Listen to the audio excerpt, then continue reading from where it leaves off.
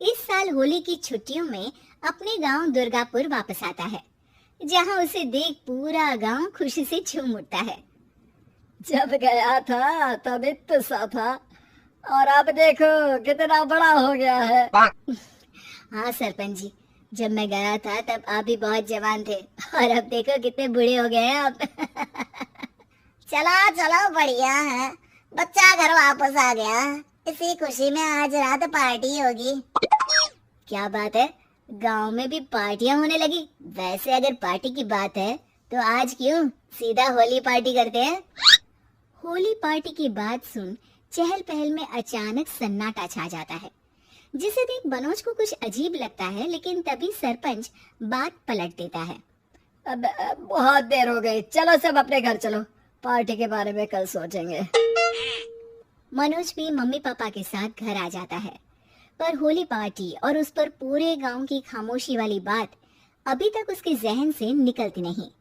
पापा, होली पार्टी की बात पर सब चुप क्यों हो गए थे? अरे होगी उनकी कोई अपनी बात, मुझे गांव की पंचायत ही थोड़ी पता है। थक गया हूँ, चलो सो जाते हैं, कल बात करते हैं। पापा की बात मानते हुए मनोज भी सोने चला जाता है। आज तो छुपा लिया, लेकिन हफ्ते बाद जब होली का दिन आएगा तब इसे कैसे रोकोगे? अगली सुबह सूरज के साथ ही मनोज भी गांव घूमने निकल जाता है, जिस पर रास्ते में उसे अपनी ही उम्र की कुछ लड़के भी मिलते हैं, जिनसे दोस्ती कर अब वो उनके साथ घूमने लगता है। इसी तरह कुछ दिन बीत जाते हैं और होली नजदीक आने लगती है। दोस्तों, होली में 4 दिन ही बचे हैं, पर गांव में उसकी कोई तैयारियां क्यों नहीं दिख रही?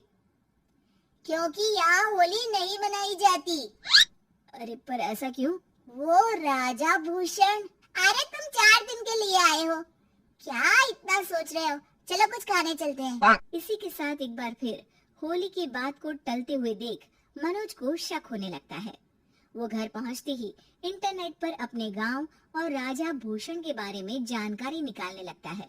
क्या? मुझे आज तक ये नहीं पता था। ऐसा कैसे? किसी ने मुझे कुछ बताया क्यों नहीं? सारी जानकारी लेने के बाद मनोज गांव वालों या अपने मम्मी पापा से कुछ पूछे बिना खुद ही उसकी सच्चाई के बारे में छानबीन करने लगता है, जिसके चलते वो राजा भूषण की हवेली में पहुंचता है।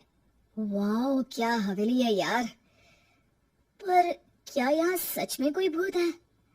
हेलो भूत जी, कोई है क्या? हम इस साल गांव में होली सेलिब्रेट कर रहे हैं, क्या आप उस पर थोड़ा इंटरव्यू देंगे? मनोज के ऐसा बोलते ही गांव में तूफान उठ जाता है और हवेली में रखी सारी चीजें हिलने लगती है। एक अदृश्य शक्ति मनोज को धक्का देकर हवेली से बाहर निकाल दरवाजा बंद कर लेती है। ये सब देख मनोज हैरान रह जाता है। क्या अभी मुझे हवा ने धक्का देकर बाहर निकाल दिया? मेरे होते हुए इस गांव में कभी होली नहीं मन सकती, इसलिए दोबारा ऐसी कोशिश भी मत करना, अंजाम बुरा होगा। आवाज सुन मनोज हैरानी से इधर उधर देखने लगता है, पर उसे कोई दिखाई नहीं देता। वो गांव वापस आ जाता है, जहां तूफान की वजह से सब कुछ तहस महस हो चुका होता है। आखिर ये तूफान आया कैसे? ना ऐसा कोई मौसम था और ना ही हमने होली का त्योहार मनाने की बात की थी। सरपंच की बात पर कोई रिएक्शन दिए बिना मनोज चुपचाप अपने घर चला जाता है। इस तरह देखते ही देखते होली का दिन भी आ जाता है और मनोज रंग लेकर गांव में निकल जाता है, लेकिन गांव पूरी तरह खाली होता है। अरे त्योहार का दिन है, धूमधाम की जगह मातम क्यों मनाया हुआ है? मनोज की आवाज सुन सब अपने घर की खिड़कियां खोल के घर के अंदर से ही उसे वापस जाने के लिए कहने लगते हैं, पर वो किसी की नहीं सुनता। तुझे पहले भी समझाया था, अगर होली खेलने की कोशिश भी की तो अच्छा नहीं होगा। अरे बात मान लो बेटा, तुम्हें सच नहीं पता। मुझे सब पता है, सालों पहले इस राजा ने एक अंधविश्वास फैलाया और आप लोग आज तक उसे मानते आ रहे हो। अरे बेटा, जब तुम पैदा भी नहीं हुए थे उससे भी बहुत पहले से इस गांव पर होली का श्राप है।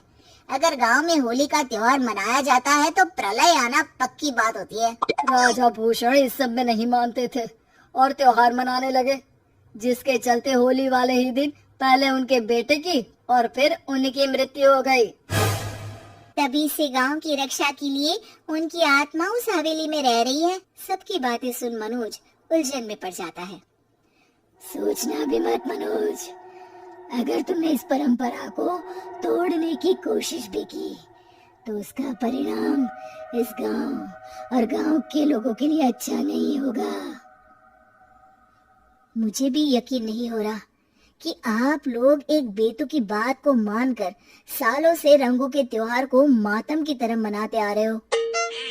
मनोज किसी की कोई बात ना मानते हुए पूरे गांव में रंग बिखेर देता है, जिसके तुरंत बाद वहां तूफान के साथ बिजलियां गरजने लगती है।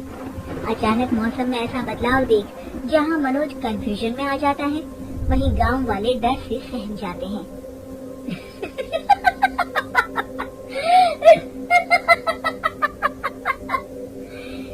इस लड़के ने हमारे जैसे सिर्फ अपने स्वार्थ के लिए नहीं बल्कि पूरे गांव की खुशियों के लिए यहाँ होली मनाई है, जिस वजह से अब इस गांव पर होली का श्राप टूटता है। ऐसा बोलकर राजा का भूत वहाँ से गायब हो जाता है, जिसके बाद गांव के लोग धूमधाम से होली मनाते हैं। खुशियों के रंग गांव में बिखरे ही होते हैं कि अगली सुबह अचानक मनोज कहीं गायब हो जाता है और एक बार फिर गांव में होली का नया राज शुरू हो जाता है।